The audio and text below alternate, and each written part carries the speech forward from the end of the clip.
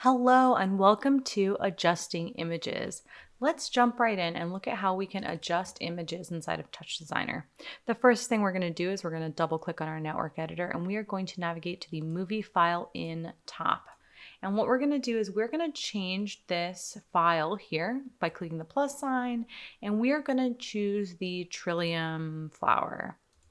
All right, now that we have our Trillium, I am going to right click on the connector here and let's look at the level top. The level top helps us adjust image, contrast, brightness, and is kind of a standard tool for adjusting our images. So here we have our invert. We can see on our pre-page, we have the ability to slide to have our image inverted. We also have a slider parameter for our black level. We have brightness here, gamma, contrast, some key pieces that you normally see when adjusting an image. We also have an RGBA page. This page is really helpful for being able to clamp the minimum and maximum levels of individual channels. So this is the low R and high R. Those indicate the red channels. And so this allows us to clamp both the minimum and maximum levels of this channel, the red channel.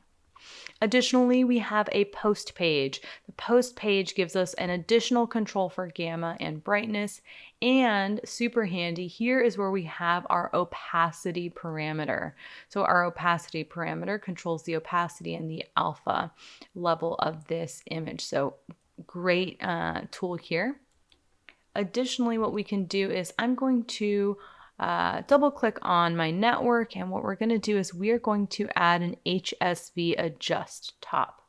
HSV adjust top, as the name implies, allows us to change our hue and saturation values for our image. So I'm just going to click on this connector and pull the wire over here to our HSV adjust.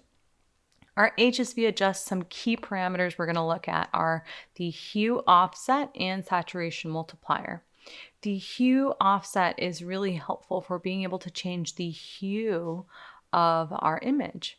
And by default, if we right click and reset this parameter, what we can see is that it starts here at 0 in the middle, but then if I move it forward, it goes to 360.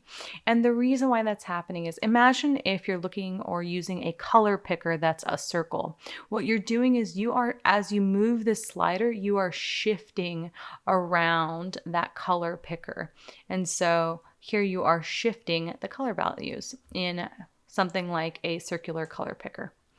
Additionally, what we have is our saturation multiplier that is by default set to 1, but what we can do is we can bring that all the way down to 0. So pull all the saturation out, or we can increase the saturation.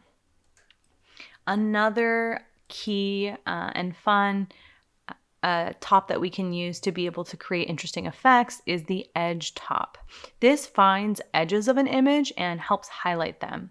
So we're going to drop this into our network. It's giving us a warning here, and I'm going to just middle mouse click, and it says not enough sources specified. And that's because this operator is looking for an input source. So what we're going to do is I'm going to pull this wire down into this connector, and now we have our edge. What we can see here is our Trillium flower has a nice edge outline. And we have a few different parameters that we can use to adjust this. We can change the black level. And what that does is by adjusting the black level, we're specifying, we're increasing the black level and being able to control how much or how little edge is actually being detected in this image. So if the image was entirely black, so if it was set to 1, we wouldn't have anything to see. But as we bring it down, we get a bit more detail that comes up. Additionally, we have strength. You can also increase the strength of this edge. So let's say I wanted it to be really strong, but maybe I didn't want as much detail in the flower petals themselves. So we have this nice effect. You can also change the color of this edge. So it can be any color, or you can make it black, for example. And what we can do is we can comp over input. So comp over inputs composites the edge with the original image. And here we kind of have a nice, almost comic book style effect. So let's look at one more technique here. And what we're going to do is double click on our network, pull a movie file in, and we are going to change this to the RGB wedge TIFF. And we're using this image so that we can see how we can pull out the individual color values from the channel by using the monochrome top.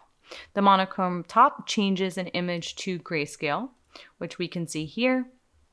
And it also gives us a slider. So if we go to 0, we have our original color image. And then as we go towards 1, we have our full grayscale. What's really great and really interesting about monochrome is that you can use the RGB parameter to specify or select out the specific channels that we want to change into black and white. So if I click on red, what we see now is that the red channel here is white. And essentially what it's using is it's using the channel that we select. So here we have our red channel.